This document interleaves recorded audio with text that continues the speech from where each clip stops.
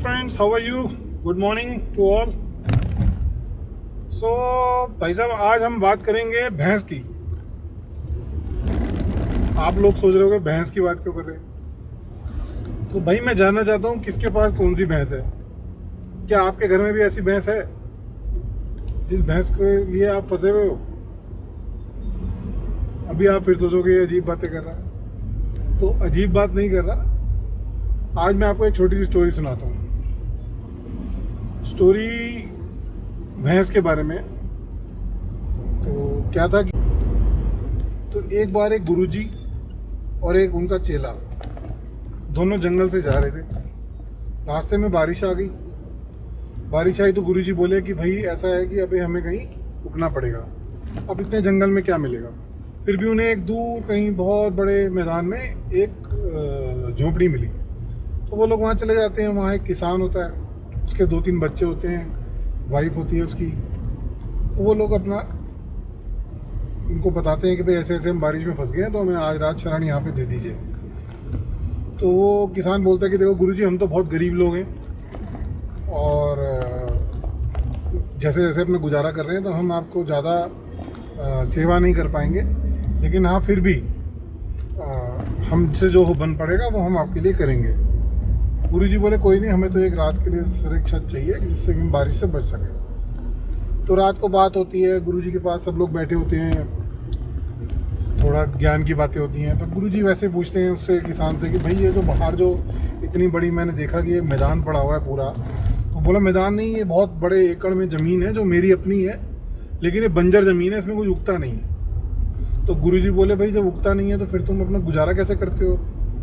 तो बोले मेहनत मजदूरी तो हमारे बस की है नहीं, और हमारे घर में ना एक भैंस है, तो उसका दूध निकलता है, उसी दूध को हम बेच देते हैं, तो उसी दूध से हमारे पूरे परिवार का खर्चा चल रहा है, ये भैंस ही हमारा सहारा है। गुरुजी बोले अच्छी बात है, कोई बात नहीं। तो सब सो गए, रात को सब हो गया। तो रात को, आधी रात को, जब सुबह 3-4 बजे के आसपास गुरुजी ने अपने चेले को उठाया। तो चेला भी घबरा गया कि क्या हुआ, सुबह सुबह गुरुजी ने उठा दिया मेरे को। तो गुरुजी बोले चेले को कि अभी अभी हमें रात को ही निकलना पड़ेगा। तो बोले मैं उसको किसान को उठा देता हूँ। बोले नहीं, उसको उठाने की जरूरत नहीं है, अभी ही निकलना पड़ेगा। तो चेला बोलता है ठीक है, जैसी आज्ञा गुरुजी। तो चेला और गुरुजी दोनों निकल जाते हैं वहाँ पे। भैया पुलिस वाले जरा हाथ लगा पड़े।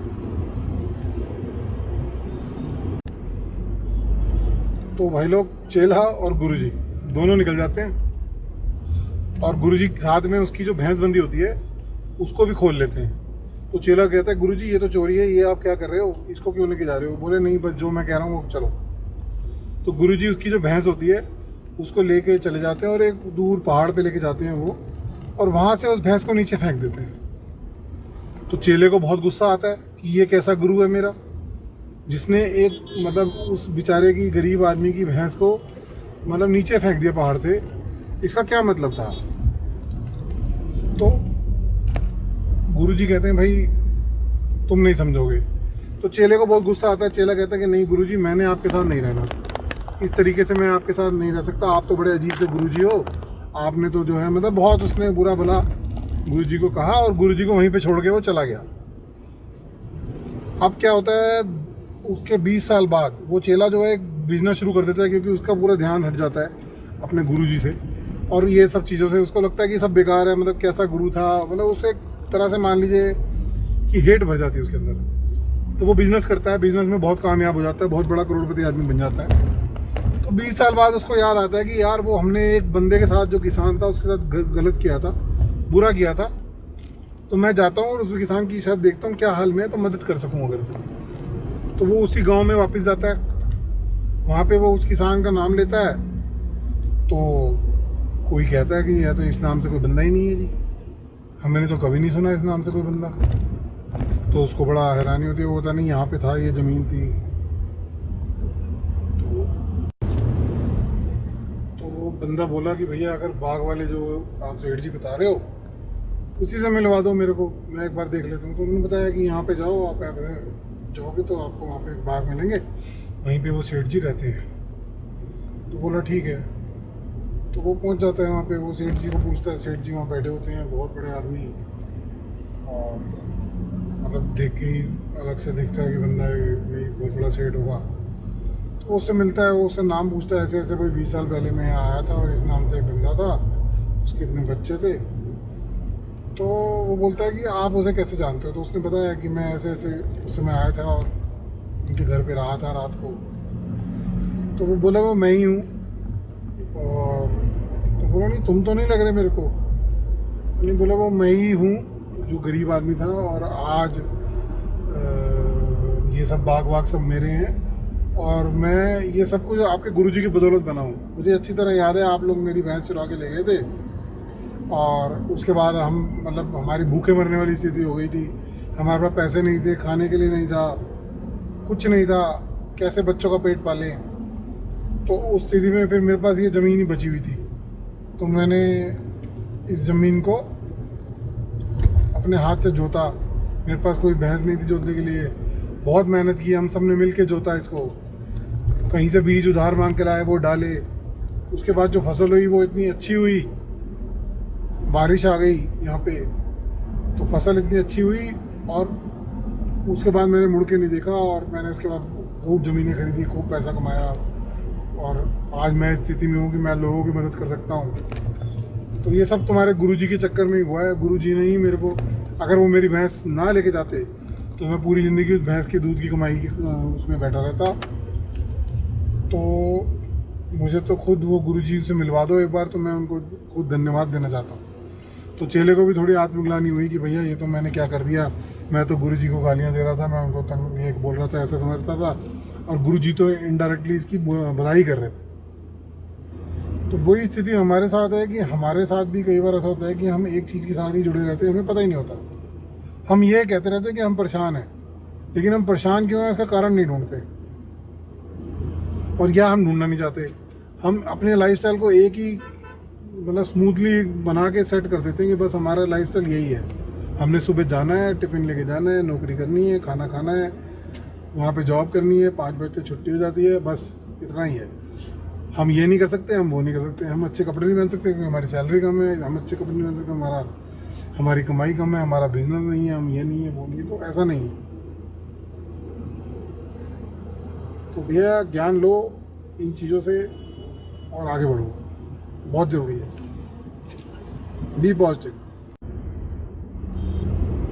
वो आपकी जॉब हो सकती है, वो आपका बिजनेस हो सकता है। तो भैंस बहुत तरह की होती है जो हमारी लाइफ में होती हैं, जिसको लेके हम पूरी ज़िंदगी काट देते हैं, लेकिन हम लोग तरक्की नहीं करते। तो ये कहानी सुनाने का बेसिकली उद्देश्य यही है कि आप लोग अपने घर में वो भैंस ढूंढो। बी कॉन्फिडेंट, हमेशा पॉजिटिव रहो। ऐसा नहीं है कि समय ख़राब है, समय अच्छा भी आएगा। कोई भी चीज़ जो है वो स्टेबल नहीं रहती, हमेशा चेंज होती रहती है लाइफ में। कई बार होता है हम लोग, हमारी जिम्मेवारियां होती हैं, बहुत सी प्रॉब्लम्स होती हैं, मैं ये नहीं कहता कि प्रॉब्लम नहीं होती, लेकिन समटाइम्स हम लोग ज़बरदस्ती एक चीज़ में घुसे रहते हैं जबकि उससे हमें कोई बेनिफिट नहीं हो रहा। तो ये तो चाणक्य भी कहता है कि अगर आप किसी स्थान पे जहाँ रहते हो वहाँ पे जल नहीं है, खाना नहीं है, पानी नहीं है, बिजनेस नहीं है, तो आप उसको छोड़ दो।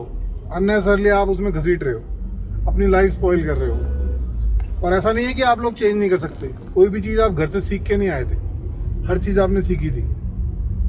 और जब आप कंपनियों को, जब आप जॉब करते हो तो कंपनियों को इतना कमा के देते हो, उनके लिए मेहनत करते हो, तो अपने लिए तो पट ओबेस है कि आप ज़्यादा मेहनत करोगे। तो उसको भी ध्यान में रखना है। तो भैया मैं ये नहीं कह रहा हूँ कि आप नौकरी छोड़ के बैठ जाओ, बट आपको हमेशा सेकंड ऑप्शन का तलाश रखना चाहिए, कुछ भी हो सकता है। तो वो चीज़, अभी मैं जैसे YouTube का वीडियो बना रहा हूँ, मैं कोई शुरू से YouTube का वीडियो नहीं बनाता था, मैंने अभी लॉकडाउन में शुरू किया। उससे एक टाइम पास भी हो जाएगा, दूसरा एक सेकंड ऑप्शन भी मेरे पास आ रहा है, तीसरा आप लोगों से बातचीत भी हो जाती है। तो हर चीज़ को देखना है। तो भाई लोग आज के लिए इतना ही था, कोई ज्ञान नहीं है, आपको अच्छा लगे तो लाइक करना, बुरा लगे तो कमेंट करना, लेकिन अपने यहाँ भैंस ज़रूर ढूंढनी है। किस किस के यहाँ भैंस है मुझे ज़रूर बताना, और उस भैंस को हमने खोलना है, क्योंकि सक्सेस की वो भैंस है। Remember that. तो टिल देन आज के इतना ही, मिलते हैं फिर, bye bye, see you, good day to all.